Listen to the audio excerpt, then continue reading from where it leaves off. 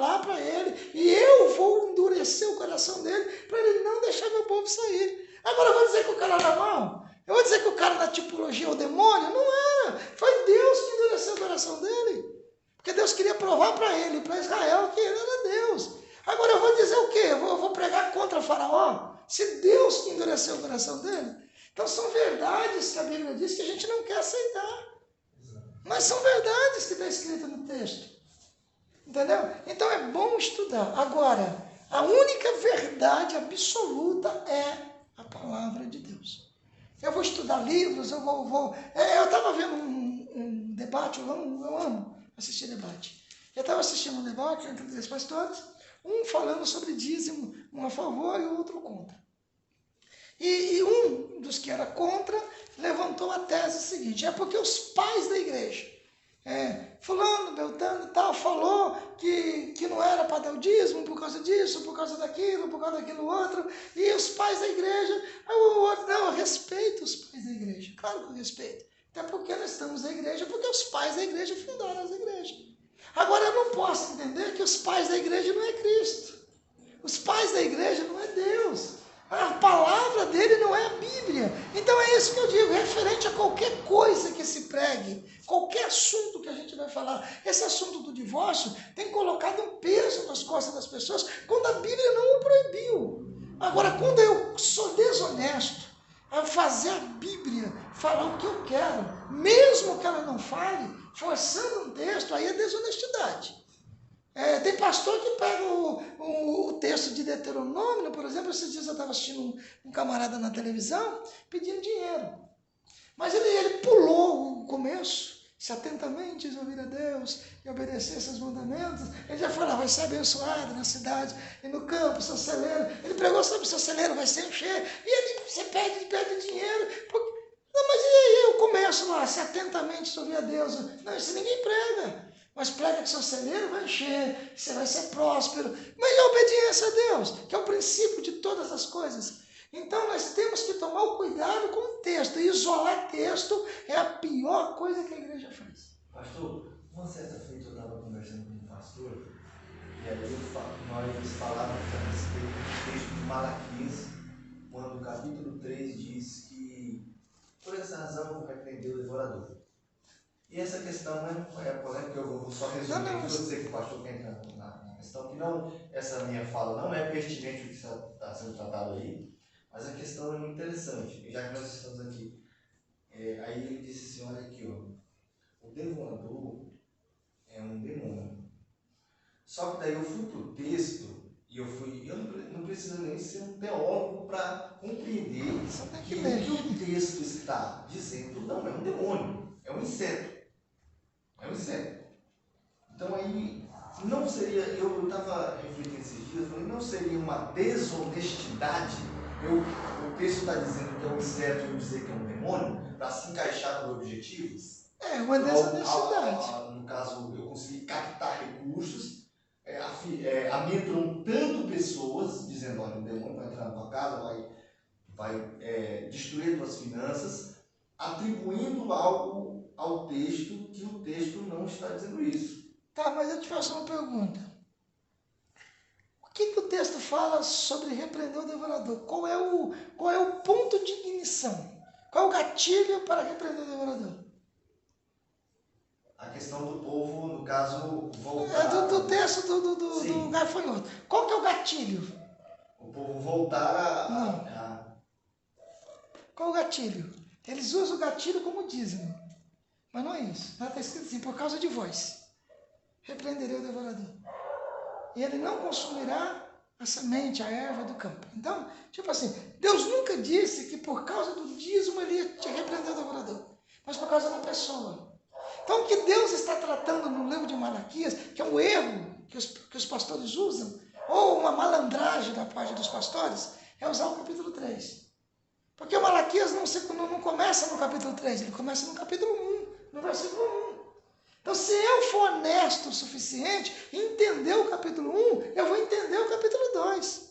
E só depois de entender o capítulo 2, eu vou entender o capítulo 3. Porque ali é uma sequência de erros. Vocês dizem que a mesa do Senhor é desprezível. Quando que fala isso? Quando você pega o roubado, o manco, o doente e sacrifica para mim. Vocês dizem que é inútil servir ao Senhor. Quando que falamos isso? Quando você já acha difícil vir na minha casa. Quer dizer, então existe um contexto muito forte. E a questão do dízimo, quando eu uso o texto para falar algo que ele não diz, eu estou pecando. E o problema é que os pastores não pensaram no problema. A Bíblia diz que se eu tirar qualquer coisa desse livro, vai ser tirada a minha parte do reino do céu. Até aí tudo bem. Mas se eu aumentar alguma coisa, as pragas do livro vão vir contra mim. Esse o problema. Eu tenho que ser honesto. Eu tenho que ser honesto. Por quê? Porque Deus não vai repreender o devorador, o inseto, que lá no livro de Joel chama de gafanhoto, que é o migrador, o cortador e o devorador. Esse é o contexto bíblico do texto. Porque ele vai comer a planta, não é dinheiro. Ele não vai comer a sua casa, ele vai comer o que você planta. É o que a Bíblia diz, o texto.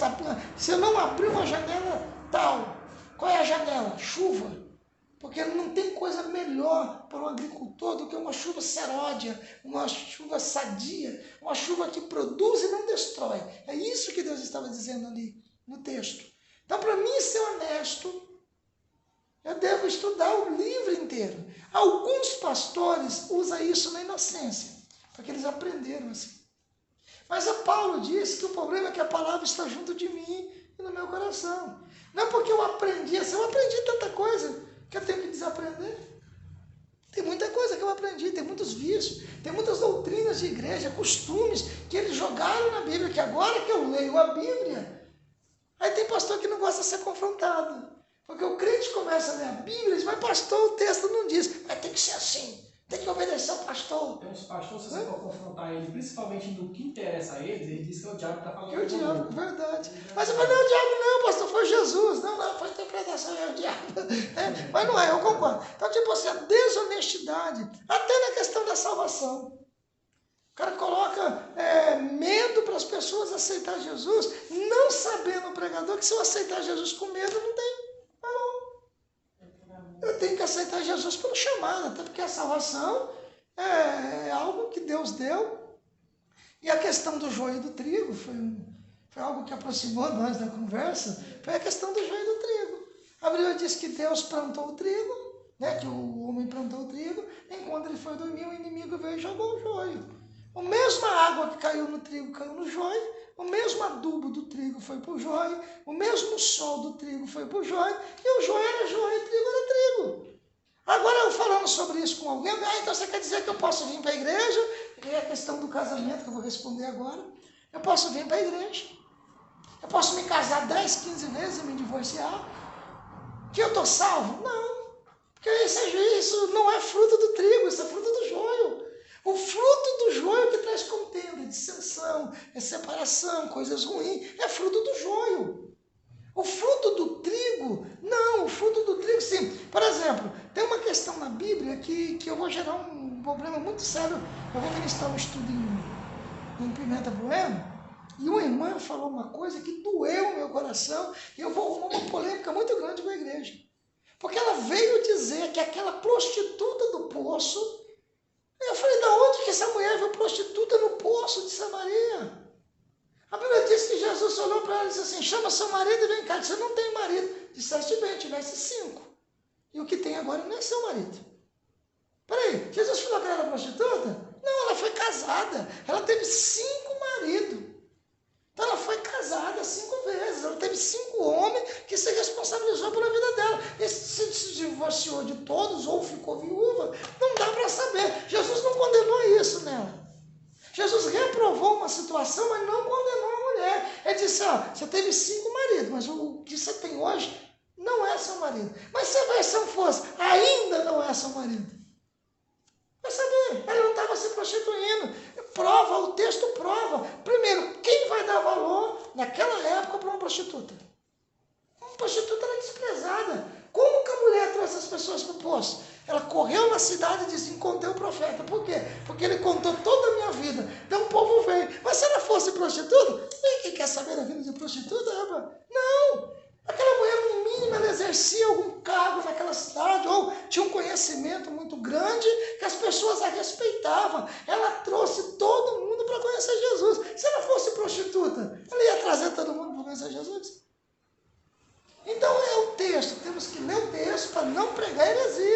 Jesus nunca falou mal da vida dela. Ao contrário, você teve 5 maridos. Qualquer versão da Bíblia vai usar o mesmo termo. Você teve 5 maridos. O que você tem agora não é seu marido. Porque se ela não casou ainda, se ela fosse casar, se ela tivesse noiva, despojada para o casamento, não dá para saber.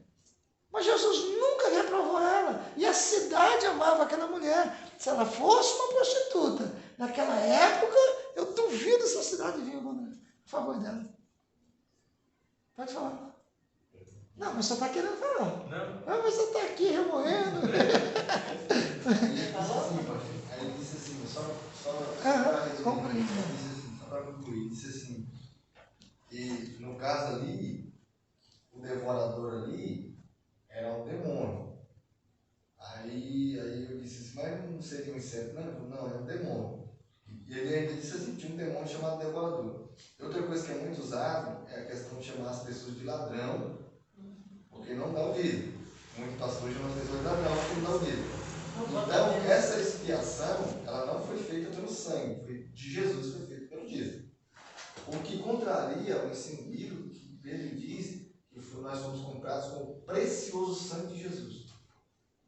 Então, quer dizer que o dízimo vira um pedágio para entrar no céu. Não é, a expiação não é feita pelo sangue, é feita pelo dízimo. Na verdade, essa questão do dízimo, ela deve ser estudada, mas é uma questão que eu não, tipo assim, desculpa a expressão que eu vou usar aqui, é dizer assim, é um assunto que eu não gosto de debater com qualquer um. Não dizendo que isso é qualquer um. Não, você está entendendo que eu estou entendendo. Eu até pedi perdão pela sua assim. Eu não gosto porque é uma coisa assim, primeiro, é um estudo minucioso da Bíblia, porque o próprio dia que Deus estabelece o dízimo, ele entra numa questão, que dízimo não é dinheiro. Então começa aí. Então é uma coisa muito... Isso aqui é uma coisa que você tem que ler na Bíblia, para você estudar na Bíblia, para ser honesto. Mas nós vamos fazer isso aqui, nós vamos ter um curso para pregadores, logo vamos ter um curso para pregador, aí nesse curso para pregador, aí sim, aí eu vou abrir vamos abrir a Bíblia, e aí esse não vai ter tempo para acabar, vai ser um seminário, porque aí não dá para determinar tempo. Já li na Bíblia também, pastor, sobre o dízimo, né? Que antigamente Deus aceitava holocausto, né? No lugar do... o dízimo era pago em holocausto, ovelha, né? Que era matada antigamente, não era? Na verdade, não era essa expressão. A expressão seria assim, isso seria uma oferta. Sim. Mas o dízimo era, sim, realmente uma porcentagem da colheita. Você plantava, colhia, é uma coisa muito interessante. Mas vamos deixar para um outro assunto, porque esse assunto ele é bem complicado. Ele é bem complicado, porque se ele for maldito, fica o dito pelo maldito e vira uma confusão. Entendeu? Mas uma coisa dízimo, existem 2 questões, tem dízimo e oferta. Dízimo quer dizer fidelidade, resumindo dele, sou fiel. Oferta, eu sou grato. Então, tanto da fidelidade quanto da gratidão, Paulo diz que cada um contribui de acordo com o propósito que fez no seu coração. Né? Então, tipo assim, às vezes você fez um programa, Deus, eu vou ser dizimista, eu vou dar 10% do que eu ganho, e você é fiel no seu voto, e Deus vai te honrar. Eu falo de experiência própria, Deus vai abrir porta, Deus vai te honrar, não obrigado, não sendo ladrão, não sendo chantageado, porque você fez um propósito, você vai honrar o seu propósito, Deus vai te abençoar. Né? Agora, porque não digo aqui na igreja, irmão, você faz a sua oferta, vamos contribuir. Se você tiver em dúvida entre tomar uma coca ou ofertar, tome a sua coca e seja feliz. Porque a pior coisa do mundo é você ofertar e dizer, hoje eu não estou comendo a carne porque ontem eu dei oferta na igreja. Então vai comer a sua carne, vai ser feliz, entendeu? Vai ser feliz. Agora, se você for ofertar ou for dizimar, faça isso por gratidão, não por obrigação. Porque por obrigação Deus não te abençoa. Então o princípio que deveria ser ensinado na igreja é esse. É o princípio. E nem perder a salvação e nem virar ladrão. Porque o cara trabalha o dia inteiro, chegando no final do mês, o pastor chama de ladrão, aí dói a alma da gente. Estou dentro da igreja ontem essa palavra ladrão. Então. Ontem. Mas, irmão, já é 9 horas, vocês estão... Não você, né? Porque você disse muito a Qual é a opinião de vocês? São 9 horas, vocês querem ficar mais um tempo ou vocês querem encerrar e deixar para o outro dia? Irmão, são 9 horas. Vocês querem ficar mais um pouquinho ou vocês querem ir embora? Eu vou ser satisfeito. Não, vocês que sabem, né? Até porque hoje começa a nova fase, que essa vai ser mais prática, um pouco mais rápida, que são os conselhos para os pregadores. Vamos parar aqui e continuar na outra ou vamos... vocês que sabem. Por mim, eu estou aqui na dispensação de vocês. Eu fico aqui até amanhã, se for o caso. Então. Aí nós estamos... Eu estava comentando aqui sobre como é que a gente, o seu irmão ali comentando sobre ver o pecado, ver como é que se diz, tipo assim, presenciar o acidente. E não prestar socorro. Hoje aconteceu isso lá na obra, lá. Ficava no 3º piso lá, ele furou a parede, eu falei para ele assim, rapaz, você não vai aguentar, isso aí vai cair. Não, aguenta, rápido. Aí eu virei as costas e desci, ele botou o cinto de segurança, mas não travou para lá abaixo. Foi lá e pisou e caiu lá de cima, lá embaixo. E aí eu corri, chamei o encarregado, chamei o pessoal tudo que estava ali, né? Tá? O encarregado geral só chegou, olhou. E aí, você se machucou? Ele, não. Eu machuquei aqui o braço aqui, bati as costas, tá? Mas no 3º andar ele caiu, passou no meio dos cavaletes lá, veio batendo nos cavaletes até chegar no chão. Aí ele só, não, eu machuquei aqui, mas ninguém não pegou ele para levar para o hospital. Entendeu? A mão dele já virou um trem. Não, essa é uma missão de socorro. E aí o encarregado geral falou, não, pega esse pai e vai para casa.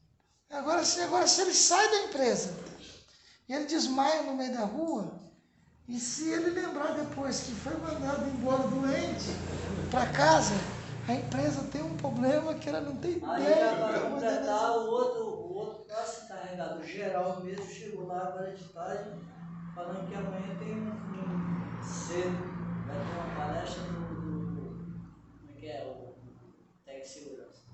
Mas eu acho engraçado que quando o Lucas trabalhava na Rical, o Lucas tinha aqueles negócios de IPI lá. O Lucas tinha um trem no ouvido, cinto de segurança quando entrava no silo, essas coisas todas. Às vezes ele trazia para casa, e se não trazia, tinha o armário. Eu não vejo a criatura com cinto de segurança, com aquele bonezinho, né? Bonezinho no... Não, mas eu não. Eu bagulho lá que foi na cabeça. Eu ganhei dela quando eu Eu entrei não lá. vejo nada disso. Aí outro dia pediu para levar, levei.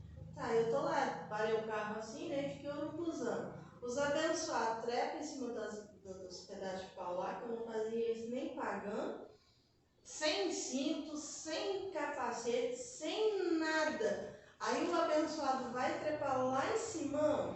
Isso aí tem juízo, tem não? Mas Então, é o pagar para ver. É o pagar para ver. Isso é uma coisa legal, pode falar. Agora eu lembrei. Ah, tá.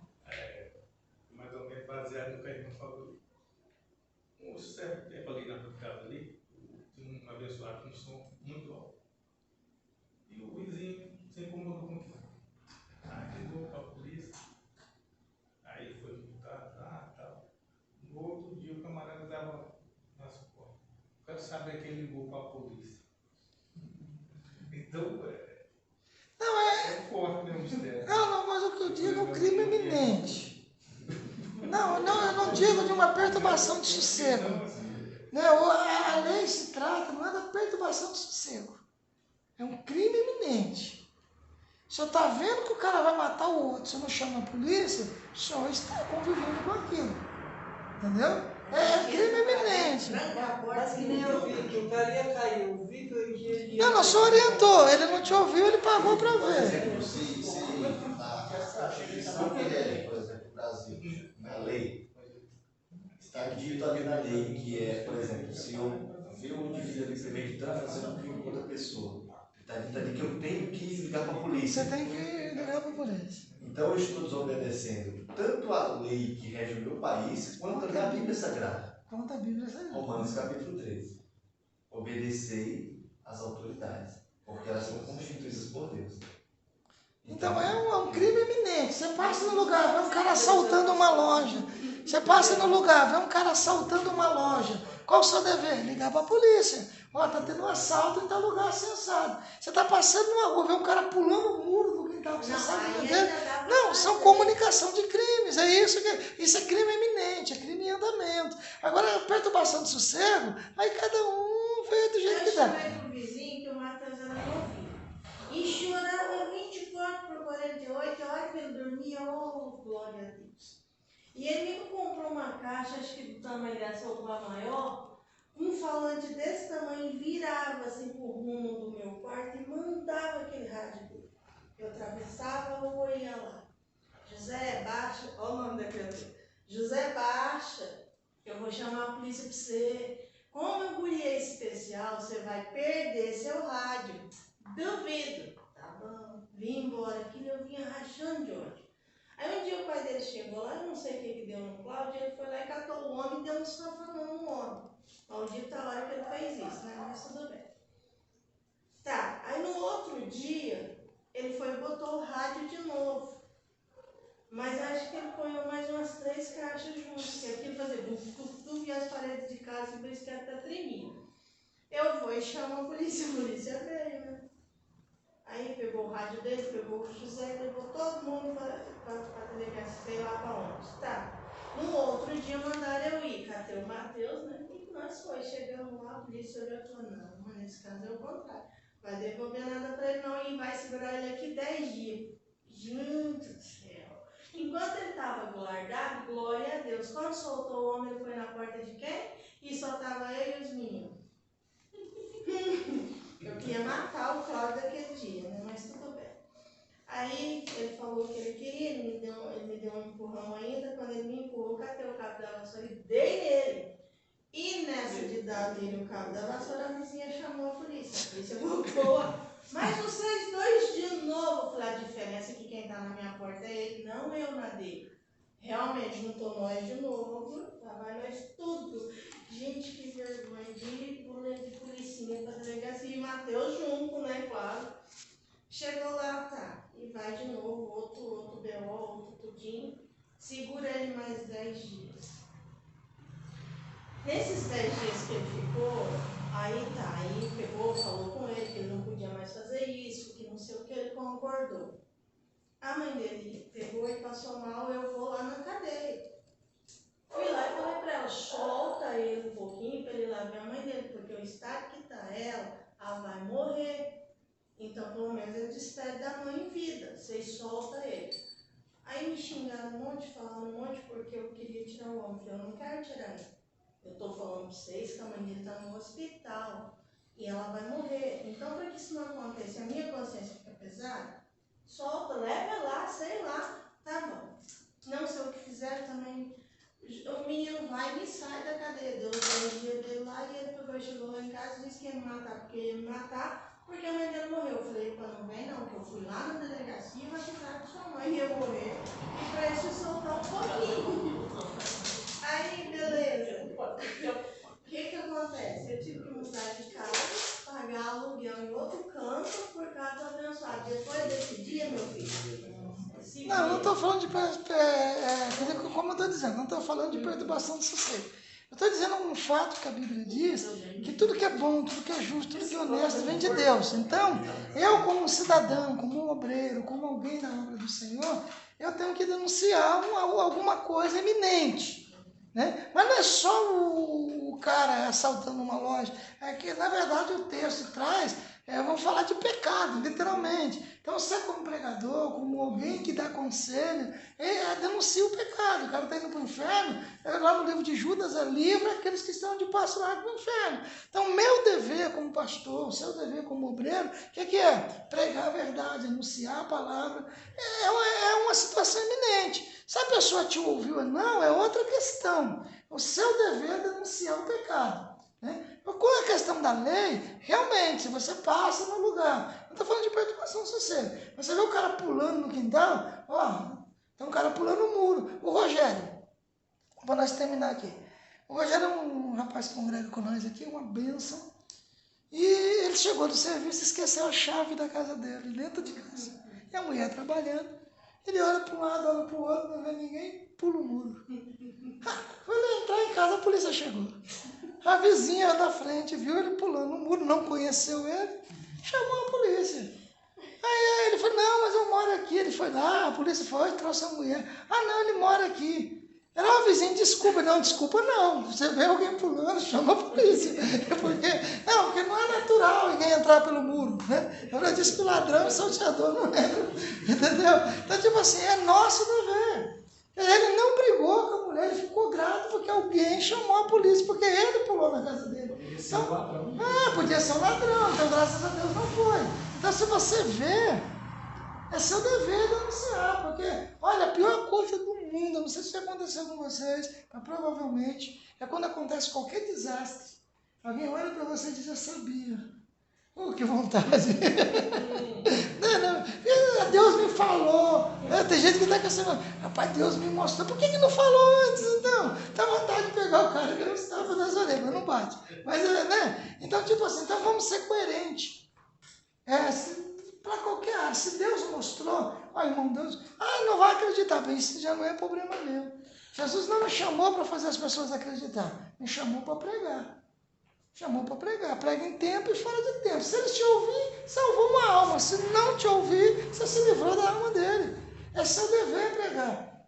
Pastor, mas se ele não me ouvir, bem, isso aí já não é um problema seu. Né? Eu costumo dizer para nós terminar, de verdade. Eu aprendi uma coisa. Não sou o diabo para acusar ninguém. Esse negócio de ficar acusando os outros é pecado, errado, e é dever do